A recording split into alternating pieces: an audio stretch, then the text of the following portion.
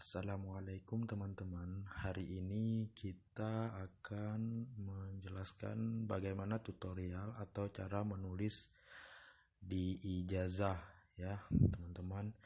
Jadi di sini saya ada belangko ijazah. Nah, ini ada beberapa yang ijazah yang sudah ada di atas meja saya. Alat yang digunakan tuh ya pulpen. Saya menggunakan pulpen biasa yang 0,5 ya, gel. Kemudian alat yang saya gunakan pensil. Nah, ini pensil 2B biasa. Kemudian ya saya menggunakan pulpen yang agak tebal ya, teman-teman, bagi kalian yang ingin menulis huruf kapital itu. Nah, kita cuma perlu poin ini ya.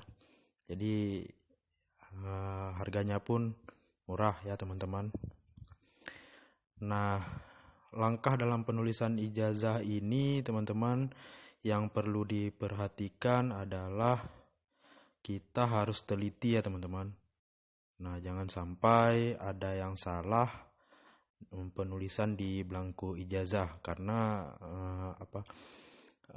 resiko ya besar ya, teman-teman. Tapi jangan khawatir, bagi teman-teman pemula bisa membuat mal ya, bantu dengan menggunakan pensil terlebih dahulu, kemudian baru ditulis dengan tinta.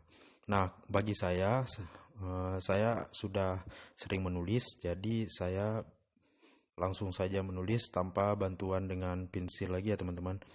Paling saya menggunakan untuk garis ya, teman-teman, garis bantu. Nah, saya sudah menulis ini di program keahlian. Kebetulan ini ijazah SMK ya, teman-teman. Nah, seperti ini. Hati-hati saja, pelan-pelan teman-teman. Jadi tidak perlu terburu-buru. Nah, tidak perlu terburu-buru ya, teman-teman.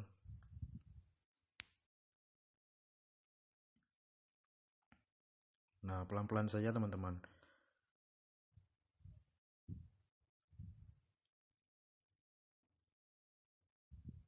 Nah, di sini kita menulis tidak cepat ya, teman-teman. Jadi kita perhatikan huruf penulisannya, kita perhatikan huruf demi huruf ya, teman-teman.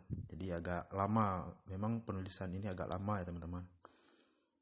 Nah, di sini di bagian ini kita menulis nama sekolah ya, teman-teman. Nah, nama sekolah SMK Negeri.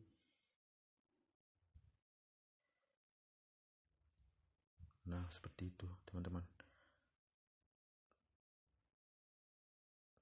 Kemudian di bagian bawah itu kita tulis nomor pokok sekolah ya, NISN ya, teman-teman. Nah, ini NISN-nya beda, teman-teman, antara sekolah yang lain. Nah, intinya teman-teman, menulis di ijazah ini kita harus banyak konsentrasi ya, teman-teman. Tidak boleh di ruangan yang berisik atau jangan ada gangguan, teman-teman. Sebaiknya itu ditulis di ruangan yang tanpa suara, teman-teman.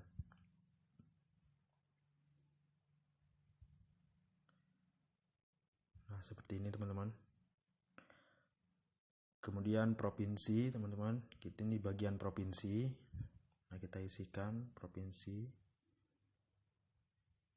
Nah, karena nama siswa belum ada data nih, teman-teman, karena berdasarkan dengan ijazah terakhir yang dimiliki oleh siswa, teman-teman, biar tidak salah di penulisan ijazah untuk SMK. Jadi patokan kita adalah berdasarkan ijazah SMP.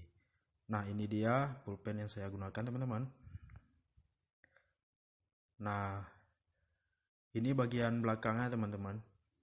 Nah, nanti di sini ada mata pelajaran, kemudian diisikan angka ya, nilai yang diterima oleh siswa. Nah, ini bagian belakang, teman-teman.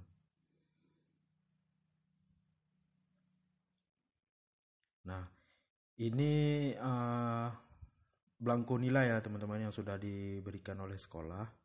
Nanti nilainya akan kita isi di bagian belakang di lembar ijazah, teman-teman.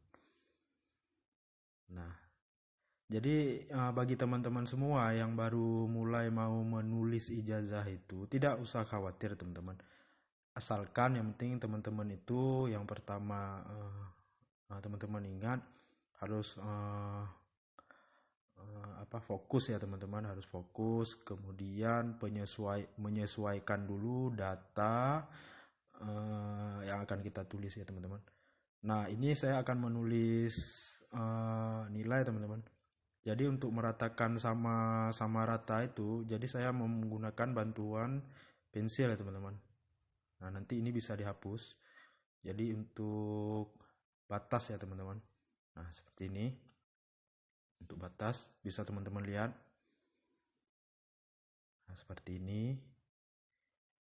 Nah, kemudian nilai ini kita tempatkan di atas ya teman-teman, supaya lebih mudah dalam kita melihat ya, untuk kita isikan di mata pelajaran masing-masing ya teman-teman. Nah, saya gunakan alas di bawah tangan supaya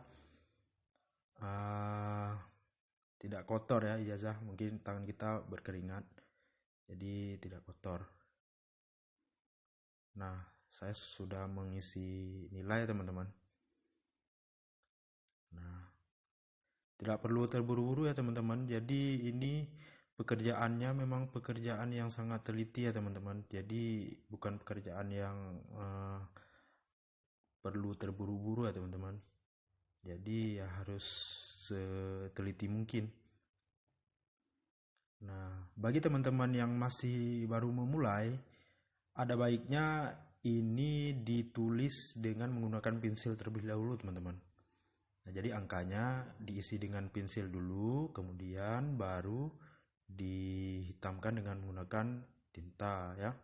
Nah, tinta di sini pun tinta kalau bisa yang tinta gel yang tahan lama ya teman-teman. Jadi tidak pudar ya. Jadi dia tahan lama. Nah, teman-teman, jadi yang kita tulis tadi rata kiri ya teman-teman. Jadi yang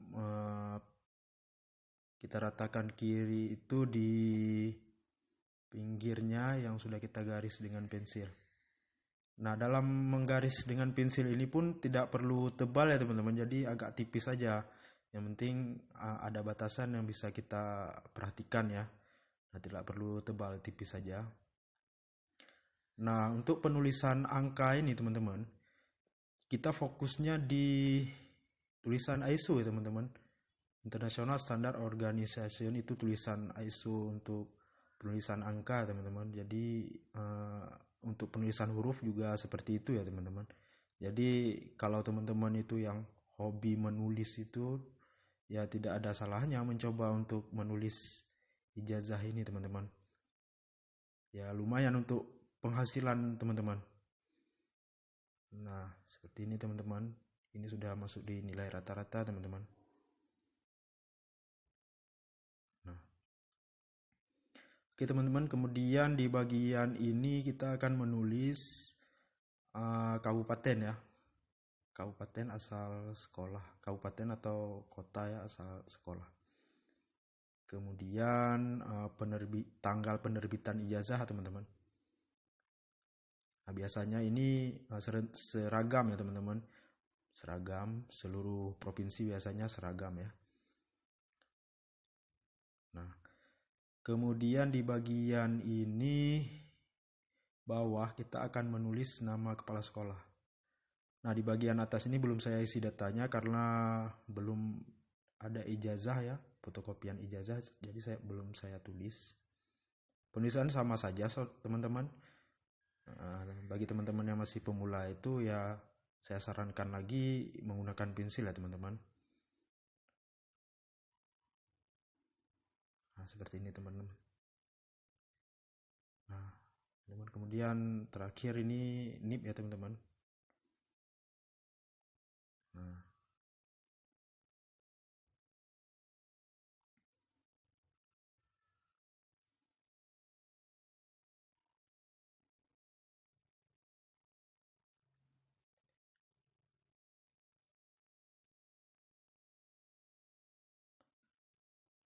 Oke teman-teman, sudah selesai. Mungkin bisa dilihat hasilnya teman-teman. Nah, saya ada tinggal nih teman-teman. Oke, sudah selesai. Nah, ini kita diamkan dulu teman-teman biar dia kering. Nah, hasilnya kira-kira seperti